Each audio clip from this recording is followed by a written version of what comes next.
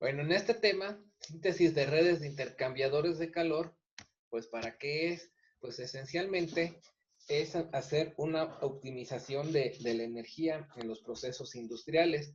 Puede ser tanto en procesos químicos, donde procesos químicos involucran una reacción química, como pues en procesos industriales nada más, como tal, que consiste pues básicamente en enfriar o calentar corrientes.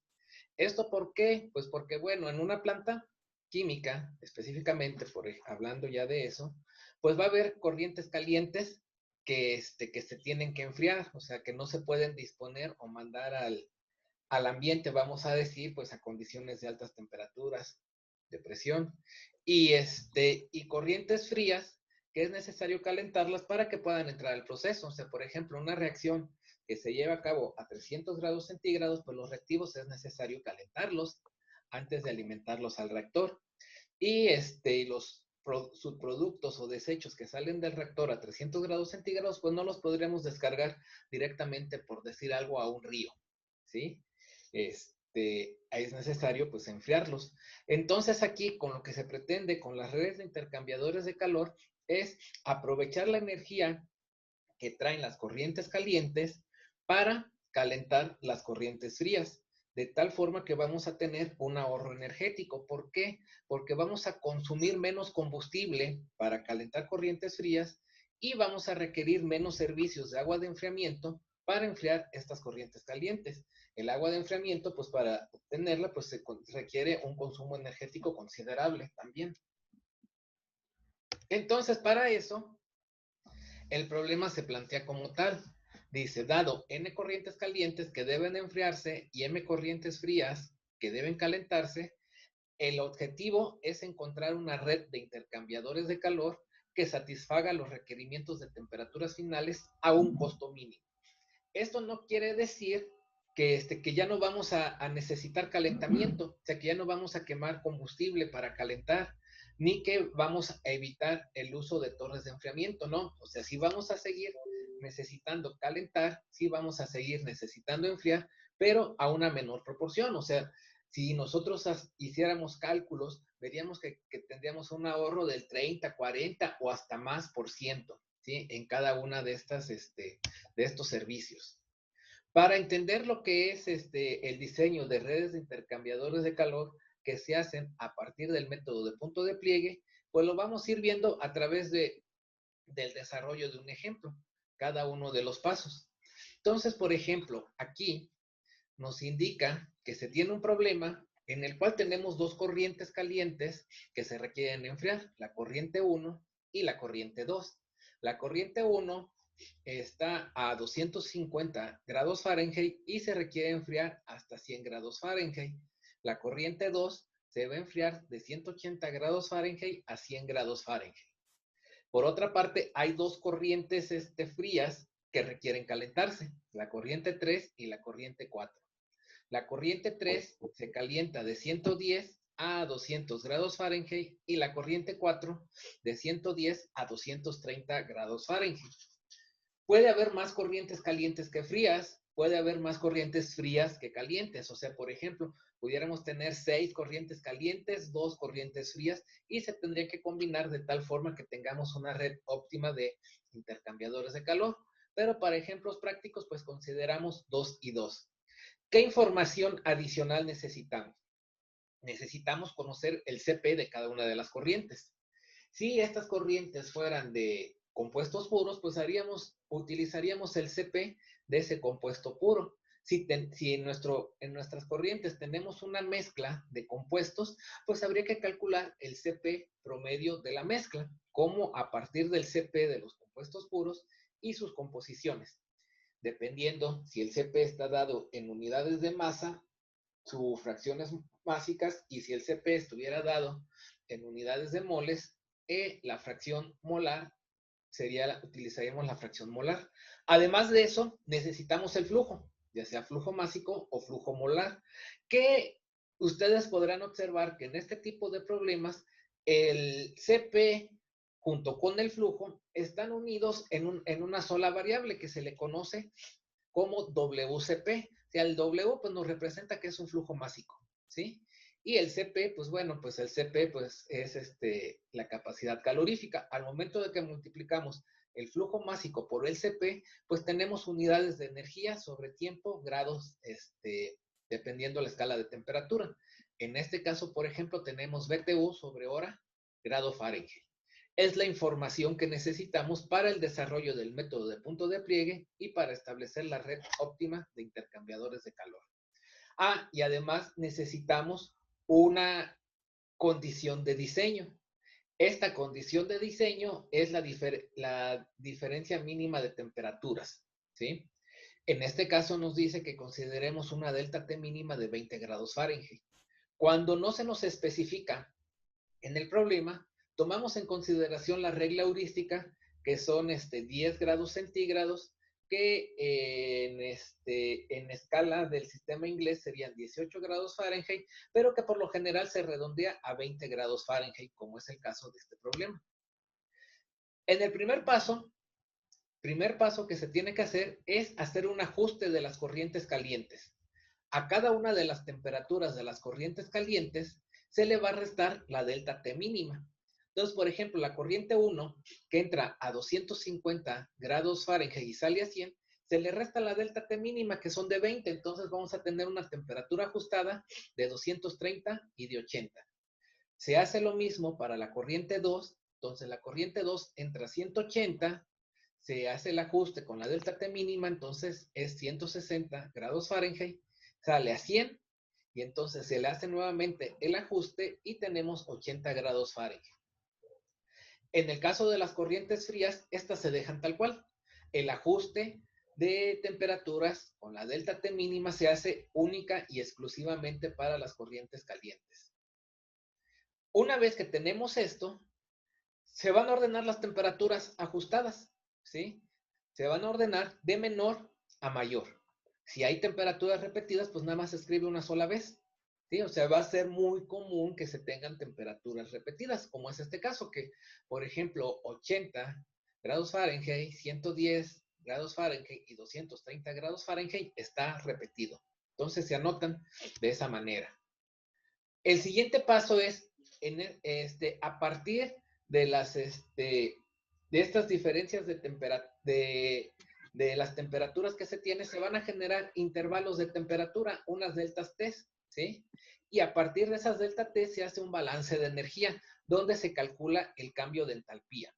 Por ejemplo, la primera delta T, una vez que tenemos ordenadas la temperatura de menor a mayor, tomamos entre 200, la temperatura, vamos a ver, en el caso de la temperatura mayor, que sería 230, la que sigue es aquí tenemos 200, tenemos ahí un intervalo de temperatura entre 230 y 200. Verificamos qué corrientes pasan por ese intervalo de temperatura y vamos a hacer lo siguiente, vamos a sumar el WCP de las corrientes calientes y a esa sumatoria le vamos a restar la sumatoria del WCP de las corrientes frías. Entre 230 y 200 pasa una corriente caliente, que es la corriente 1, con la temperatura ajustada, que es de 0.95 por 10 a la 4, y pasa una corriente fría, que es la corriente 4, ¿sí? Entonces, pues tendríamos aquí que en este intervalo de temperatura, una corriente caliente y una corriente fría, calculamos y nos da este valor. Esta delta H1, vamos a llamarla de esa forma. Estos valores pueden ser positivos o negativos, no importa. En el segundo intervalo de temperatura, entre 200 y 160 grados Fahrenheit, ustedes pueden verificar que tenemos una corriente caliente, entonces escribimos el WCP de esa corriente caliente y le vamos a restar pues el WCP de las corrientes frías, que sería el de la corriente 3 y el de la corriente 4, y nos da aquí un valor pues negativo, ¿no? De menos 38 por 10 a la 4. Aquí les digo, el primer caso la delta H fue positiva, en el segundo fue negativo. El siguiente intervalo de temperatura está entre 160 y 100. Aquí pasan las cuatro corrientes a través de ese intervalo de temperatura. Entonces se suman el WCP de las corrientes calientes y se les resta la sumatoria del WCP de las corrientes frías. Se multiplica por el intervalo de temperatura y tenemos una delta H3 negativa. Finalmente, en el último intervalo de temperatura, que va de 110 a 80, tenemos que pasa únicamente las corrientes calientes, la corriente 1 y la corriente 2. Entonces se suma el WCP de las corrientes calientes y se multiplica por la diferencia de temperatura y pues nos da este valor, 53.7 por 10 a la 4. Enseguida se genera una, pues llamémosle una cascada de calor, en el cual en la primera parte consideramos que no hay una fuente de calor externa.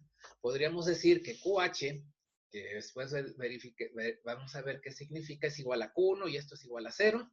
Y entonces los calores correspondientes más adelante pues se calculan simple y sencillamente sumando el calor anterior más el delta H correspondiente.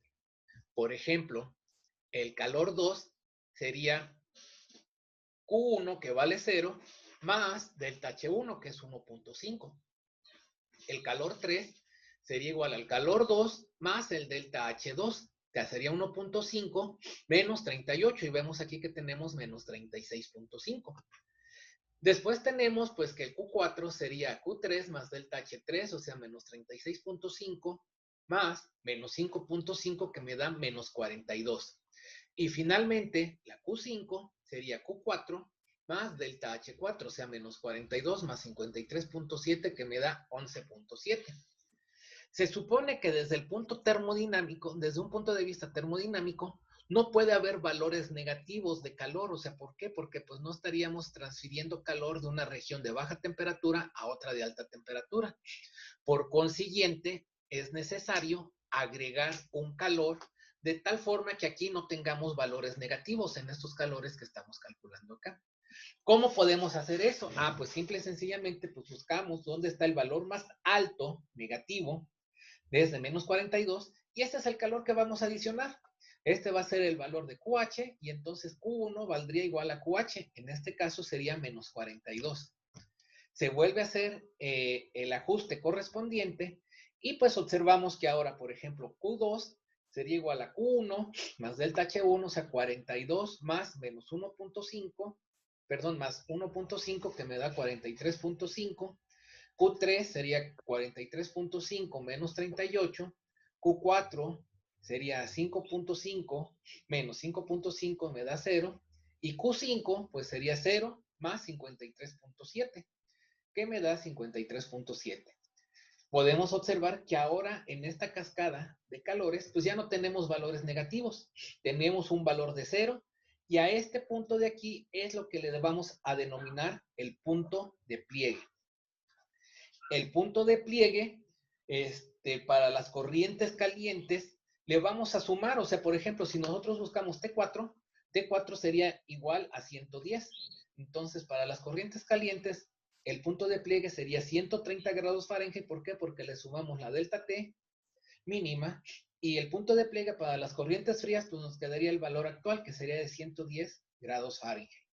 De aquí nosotros observamos que nos vamos a alimentar 42 BTUs por hora de energía, de calor, y vamos a retirar 53.7 BTUs por hora. O sea, es el calor que le vamos a retirar a las corrientes calientes para obtenerlas a las condiciones deseadas. ¿Sí? O sea, no hemos evitado totalmente suministrar calor ni retirar calor, pero si hiciéramos el cálculo de estas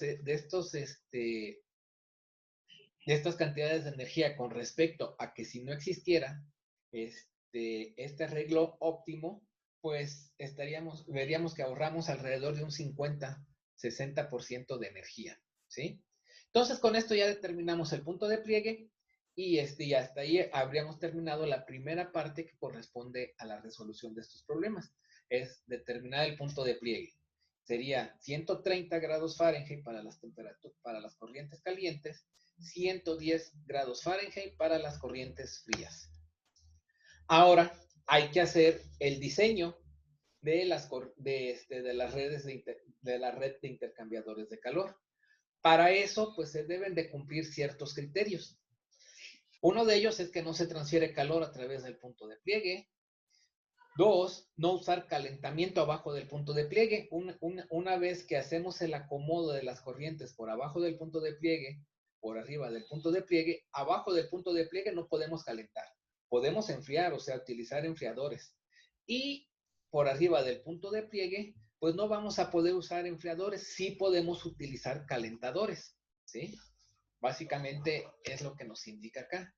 Esta sería una representación para hacer el acomodo de las redes de la red de intercambio de calor a partir del punto de pliegue. Tenemos la corriente caliente 1 y 2. La corriente caliente 1 va desde 250 hasta 100 grados Fahrenheit.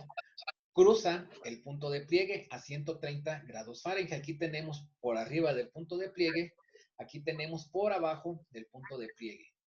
Lo mismo sucede para la corriente 2. La corriente 2 pues va de 180 hasta 100 grados Fahrenheit. Cruza la zona por arriba del punto de pliegue, cruza el punto de pliegue y cruza por abajo del punto de pliegue. Podemos observar aquí que las corrientes 3 y 4, que son corrientes frías que se van a calentar, su temperatura inicial es 110 grados centígrados Fahrenheit, están justo en el punto de pliegue. Entonces, únicamente van a existir por arriba del punto de pliegue, no existen acá. Este problema se simplifica, ¿por qué? Porque por abajo del punto de pliegue únicamente vamos a enfriar. Vamos a utilizar un enfriador para, valga la redundancia, enfriar la corriente 1 de 130 a 100 grados Fahrenheit y un enfriador 2 para enfriar la corriente 2 de 130 a 100 grados Fahrenheit. Recuerden, estas son corrientes independientes que pueden ser no compatibles entre sí. Por arriba del punto de pliegue va a ser necesario combinar la corriente 1, 2, 3 y 4 de tal forma que al hacer dicha combinación, la corriente 1 termina en 130 grados Fahrenheit, la corriente 2 termina en 130 grados Fahrenheit y la corriente 3 y 4 no necesariamente tienen que llegar a 200 o a 230. Por ejemplo, si la corriente 3 llegara a 190, pues ¿cómo pasamos de 190 a 200? Calentando. Es válido hacerlo por arriba del punto de pliegue. Lo mismo para la corriente 4. Entonces es necesario combinar estas corrientes. Y esto se vuelve todo un arte. Sin embargo, hay que establecer lo siguiente. Por arriba del punto de pliegue, el WCP de la corriente fría tiene que ser mayor al WCP de la corriente caliente. De otra manera, estaríamos violando la segunda ley de la termodinámica, ¿sí? Y no estaríamos cumpliendo con los criterios de la delta T mínima, ¿sí? Y entonces se vuelve ahí todo un arte. ¿Por qué? Porque de repente es prueba y error. O sea, ¿cómo combino?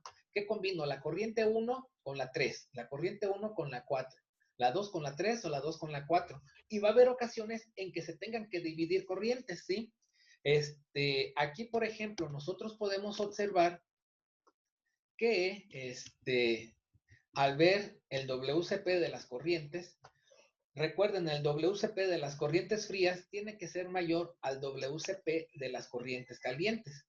Entonces, por ejemplo, viendo ese análisis, pues observamos que la corriente 1 pues no se podría combinar con la corriente 4. ¿Por qué? Porque este WCP es mayor que este de la corriente fría. Entonces aquí, pues bueno, tendríamos que elegir combinar la corriente 1 con la 3, la corriente 2 con la 4. Pero esto, sin embargo, no me va a llevar a que necesariamente estoy llegando hasta los 130 grados Fahrenheit de las corrientes calientes. Ahí tendría que ser algunas otras combinaciones correspondientes. ¿Sí? Como les comento, esto es todo un arte, hacer esta combinación para que se cumplan los criterios.